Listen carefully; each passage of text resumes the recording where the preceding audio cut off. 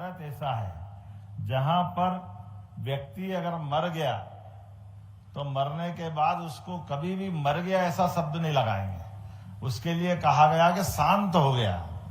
शांत होने का मतलब ही है कि उसके 7 स्वर जैसे हमारे स्वर संगीत के भी होते हैं अपने शरीर के अंदर, जैसे वैदिक वाक्य यत पिंडे तत् ब्रह्मांडे, जहां हमारे प्राण नदी पहाड़ पर्वत पूरी प्रकृति में एक समान है और जैसा हमारा पिंड है ऐसा ही हमारा ब्रह्मांड है। इस बात को समझने के लिए अतीत के काल से अगर किसी को जाना जाता है तो हमारी सनातन संस्कृति को जाना जाता है। हमें इस बात का गर्व है।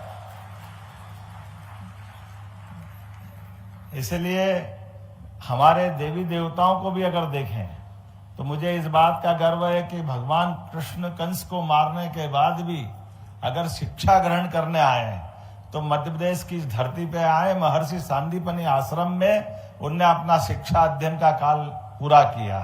और कलाओं में भी 64 कला 14 विद्या, अगर इस सब में कोई निष्णात हुआ है तो वो एक ही नाम है जिनको जीते जी श्री कृष्ण वंदे जगत गुरुम, जिनको जीते जी शिष्य को गुरु के समान दर्जा अगर मिला है तो अपनी इस गुरुकुल पद्धति के माध्यम से मिला है।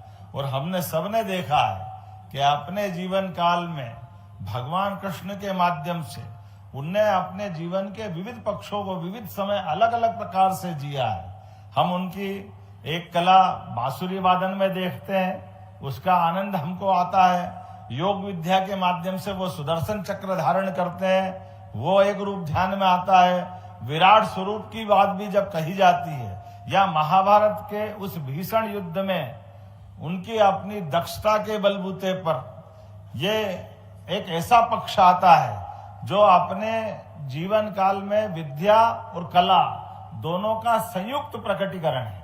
वो संयुक्त प्रकटीकरण कैसा है, हम सब जानते हैं कि भगवान कृष्ण ने एक बार जो आया है उसको जाना है और आने के जाने के क्रम में हमारे बीच प्रत्येक जिंदगी का एक एक लम्हा एक एक समय उतना ही महत्व का है हमारे लिए।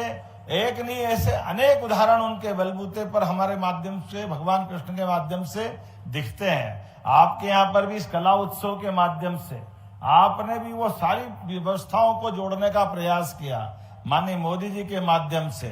कितना अच्छा लगता है कि कथकली की बात भले होती है लेकिन भगवान कृष्ण हो और अलग अलग देवी देवताओं की पूरी कथा सुनाने के लिए नृत्य शैली से भी कथा की जा सकती है। ये हमारी कितनी अच्छी परंपरा है। ऐसे ही श्रीमद् भागवत बैठ करके पारायण कराने की पद्धति तो हमने सुनी होगी, लेकिन नारदी संकीर्तन के माध्यम से वो भी कोई भागवत होती है।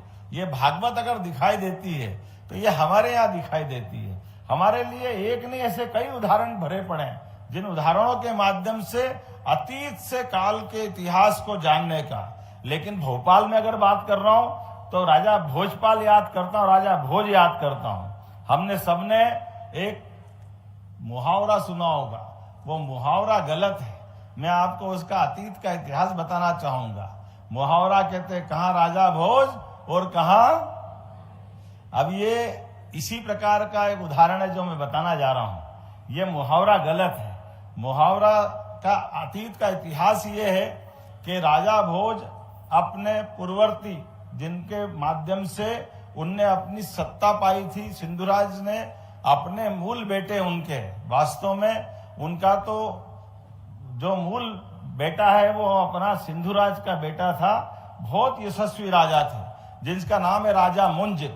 राजा मुंज वो व्यक्ति है जिसने बहुत पराक्रम पुरुषार्थ से अपना साम्राज्य खड़ा किया था। भोज के पिताजी के साम्राज्य को बढ़ाया था, लेकिन वो उनका सगा पुत्र नहीं था, वो गोदी पुत्र था, ओरस पुत्र था, घास में मिला था। लेकिन काल के प्रवाह में जब भोज हो गए तब भी उनके पिता सिंधुराज ने अपने भले दत्तक पुत्र को पहली गद्दी उसी को दी और गद्दी देने के बाद उसको अपना सारा साम्राज्य देकर के आगे बढ़ाने का मौका दिया।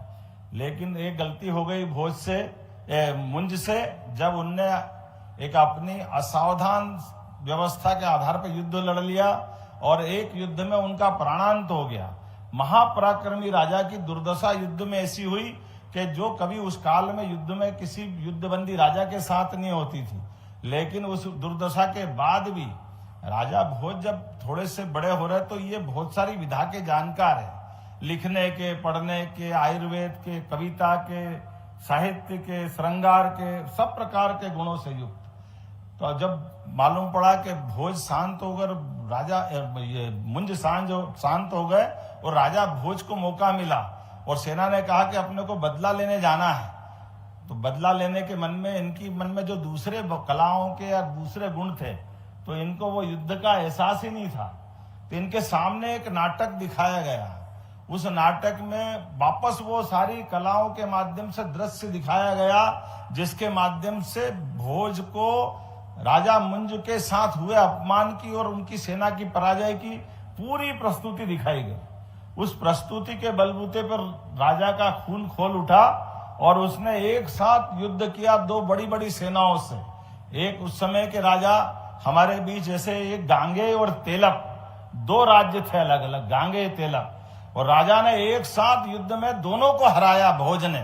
इसलिए उस समय कहावत चल गई, कहा राजा भोज, कहा गांगे तेलक। धीरे धीरे करके राजा भोज का पूरा पराक्रम अपभ्रंश में गलत हो गया। तो मेरा आपसे निवेदन है, आगे ये कभी कोई मुहावरा बोले तो संशोधन भी कर देना। वो बहुत बड़ा उनका पराक्रम का इतिहास जुड़ा हुआ है। जाने अनजाने हमसे गलती हो जाती है, लेकिन कला की क्या महत्ता मैंने बताने का प्रयास किया। एक नहीं सैकड़ों उदाहरण है, हम सब उन कई सारी बातों को सीख सकते हैं। इतना गौरवशाली हमारा अतीत है। आज कलाकारों के माध्यम से एक बार फिर हमारे यशस्वी प्रधानमंत्री का अभिनंदन करें। श्रीमान नरेंद्र मोदी जी का जो कितने प्रकार से काम कर रहे हैं, जोरदार अभिनंदन करें माननीय मोदी जी का, जिनके माध्यम से मैंने 64 कला वाले भगवान कृष्ण को याद किया। लेकिन ये बहुत सारे बाल कृष्ण अपने अपने जीवन के महाभारत में अपनी बड़ी भूमिका अदा करेंगे। अपनी कला कौशल के माध्यम से देश को, प्रदेश को अपनी प्रतिभा से परिचित भी कराएंगे। ये मेरी शुभकामना है। मेरी अपनी ओर से पुनः मध्य प्रदेश सरकार की ओर से आपका स्वागत, वंदन, अभिनंदन। एक बार फिर पूरे आयोजन के लिए भारत सरकार को बधाई देता हूं। बहुत बहुत धन्यवाद।